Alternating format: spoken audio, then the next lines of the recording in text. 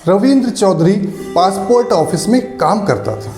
उसे कोई पसंद नहीं करता था, न कोई दोस्त न सहकर्मी, यहाँ तक कि उसकी पत्नी और बच्चे भी अलग रहते थे। लेकिन एक दिन एक आदमी आया, उसे अपने मित्र का पासपोर्ट बनवाना था। उस आदमी ने ऐसा कुछ किया कि रविंद्र की काया पलट हो गई। उसका व्यवहार एकदम से बदल गया। दोस्त यार सब उसे पसंद करने लगे, यहाँ तक कि उसकी पत्नी और बच्चे भी घर लौट आए। सभी लोग ये देखकर हैरान थे, आखिर कैसे हुआ ये चमत्कार। नमस्कार दोस्तों, आज हम आपके लिए एक इंटरेस्टिंग स्टोरी लेकर आए हैं। यह कहानी आपको न सिर्फ पसंद आएगी बल्कि आपकी ज़िंदगी भी बदल सकती है। तो आइए सुनते हैं ये मोटिवेशनल कहानी, पैसा और रिश्ता।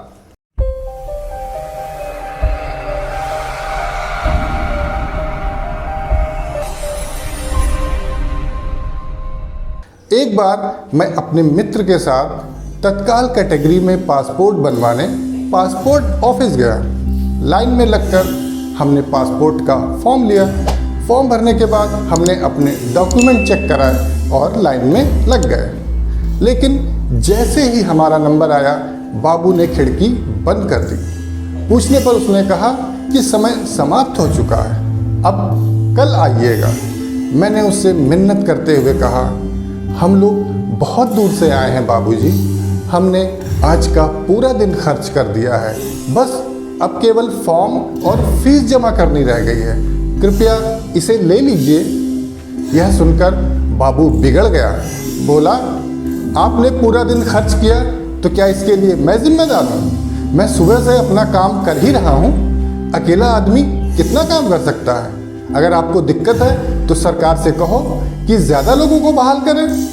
यह सुनकर मेरा मित्र मायूस हो गया। उसने कहा, चलो अब कल आएंगे। मैंने उसे रोकते हुए कहा, रुको, एक और कोशिश करता हूँ। तब तक बाबू अपना थैला लेकर उठ चुका था। मैं उसके पीछे हो लिया। वह एक कैंटीन में गया। उसने एक खाली सीट देखकर अपना थैला रखा। फिर उसने अपने थैले से लंच बॉक्स निकाला और धीरे धीरे खाना खाने लगा। मैं उसके सामने की बेंच पर जाकर बैठ गया। उसने एक बार मेरी तरफ देखा, फिर अपनी नज़रें फेर ली। मैंने बात शुरू करने की गरज से कहा, आपके पास तो बहुत काम है बाबूजी, रोज़ बहुत से लोगों से मिलते होंगे। उसने बेरुखी से मेरी ओर देखा, फिर बोला, हाँ, मैं एक से एक बड़े अधिकारियों से मिलता हूँ। ना जाने कितने IAS, PCS विधायक रोज़ मेरे पास आते हैं।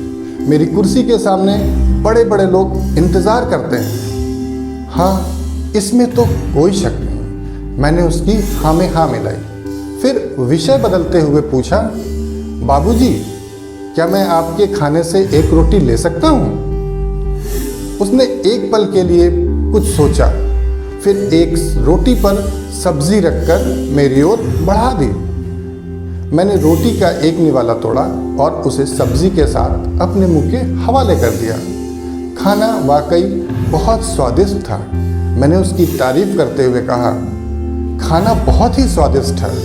आप बहुत ही सौभाग्यशाली हैं जो इतनी सुघड़ पत्नी आपको मिली है। उसने मेरी ओर देखा पर बोला कुछ नहीं। मैंने अपनी बात आगे बढ़ाई, आप बहुत महत्वपूर्ण सीट पर बैठे हैं, बड़े बड़े लोग आपसे मिलने आते हैं। लेकिन अगर आप बुरा न माने तो मैं एक बात कहूँ।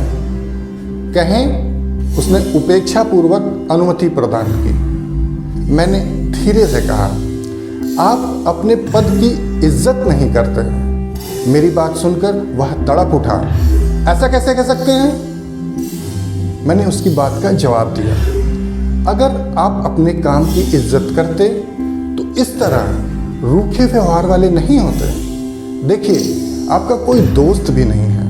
आप खाना भी दफ्तर की कैंटीन में अकेले खाते हैं। अपनी कुर्सी पर भी आप मायूस से बैठे रहते हैं। लोगों का होता हुआ काम पूरा करने की जगह उसे अटकाने की कोशिश करते हैं और लोगों के अनुरोध करने पर कहते हैं कि सरकार से कहो ज़्यादा लोगों को बहाल करें। अरे भाई, ज़्यादा लोगों के बहाल होने से तो आपकी अहमियत ही घट जाएगी। हो सकता है आपसे ये काम ही ले लिया जाए। भगवान ने आपको मौका दिया है रिश्ते बनाने के लिए, लेकिन आप इसका लाभ उठाने की जगह रिश्ते बिगाड़ रहे हैं। मेरा क्या है, कल आ जाऊंगा, परसों आ जाऊंगा, पर आपके पास तो एक मौका था किसी को अपना एहसानमंद बनाने का, पर आप उससे चूक गए। मैंने अपनी बात को आगे बढ़ाते हुए कहा, पैसे तो आप बहुत कमा लेंगे, लेकिन रिश्ते नहीं कमाए तो सब बेकार है। क्योंकि रिश्तों से ही घर बनता है, रिश्तों से ही परिवार बनता है, और परिवार के बिना आदमी का जीवन निराधार हो जाता है। वह जीता तो रहता है, पर उसका जीवन निस्सार हो जाता है। मेरी बात सुनकर वह रुआंसा सा हो गया। उसने कहा, आपने सही बात कही साहब, मैं अकेला हूँ। पत्नी झगड़ा करके मायके चली गई, बच्चे भी मुझे पसंद नहीं करते, माँ है वो भी कुछ ज़्यादा बात ही नहीं करती। सुबह रोटी बनाकर दे देती है और मैं तन्हा बैठकर खाता हूँ। रात में घर जाने का मन भी नहीं करता। समझ में नहीं आता कि गड़बड़ी कहाँ है। मैंने उसकी आंखों में झांकते हुए कहा, खुद को लोगों से जोड़िए, किसी की मदद कर सकते हो तो करिए। देखिए, मैं यहाँ अपने दोस्त के पासपोर्ट के लिए आया हूँ। मेरे पास तो पासपोर्ट है। मैंने दोस्त की खातिर इतनी तकलीफ सही, आपकी मिन्नतें की, और यह सब मैंने निस्वार्थ भाव से किया। इसीलिए मेरे पास दोस्त हैं। उसकी आंखों में हल्की सी नमी आ गई थी। वह उठते हुए बोला, आप मेरी खिड़की पर पहुंचो, मैं आज ही आपका फॉर्म जमा करूंगा। और उसने सचमुच मेरा काम कर दिया। फिर उसने मेरा नंबर मांगा। मैंने उसे अपना मोबाइल नंबर दे दिया। फिर उसे धन्यवाद कहता हुआ घर वापस आ गया। इस घटना को बरसों बीत गए। इस दिवाली पर एक फ़ोन आया। नंबर अनजान था।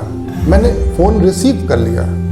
उधर से आवाज़ आई, मैं पासपोर्ट ऑफिस से रवीन चौधरी बोल रहा हूँ साहब। कई साल पहले आप हमारे पास अपने किसी दोस्त के पासपोर्ट के लिए आए थे, और हाँ, आपने मेरे साथ एक रोटी भी खाई थी। आपने कहा था कि पैसे की जगह रिश्ते बनाओ। मुझे एकदम से याद आ गया। मैंने कहा, हाँ जी चौधरी साहब, कैसे हैं? उसने खुश होकर कहा, साहब आप उस दिन जब चले गए तो मैं बहुत सोचता रहा। मुझे लगा कि पैसे तो सचमुच बहुत लोग दे जाते हैं, लेकिन साथ खाना खाने वाला कोई नहीं मिलता। तो साहब, मैंने अगले ही दिन अपनी पत्नी के ससुराल पहुंच गया। मैंने पत्नी से घर चलने को कहा। वो मान ही नहीं रही थी। वो खाना खाने बैठी तो मैंने उसकी प्लेट से एक रोटी उठा ली और कहा कि साथ खिलाओगी? वो हैरान रह गई। वो रोने लगी, मेरे साथ चली आई। बच्चे भी चले आए साहब। अब मैं पैसे नहीं कमाता, रिश्ते कमाता हूँ। जो आता है उसका काम कर देता हूँ। साहब, आज आपको हैप्पी दिवाली बोलने के लिए फ़ोन किया है। अगले महीने बिटिया की शादी है और आपको उसमें आना है आशीर्वाद देने के लिए। वो बोलता जा रहा था, मैं सुनता जा रहा था। सोचा नहीं था कि सचमुच उसकी ज़िंदगी में भी पैसों पर रिश्ता इतना भारी पड़ेगा। दोस्तों, आदमी भावनाओं से संचालित होता है, कारणों से नहीं।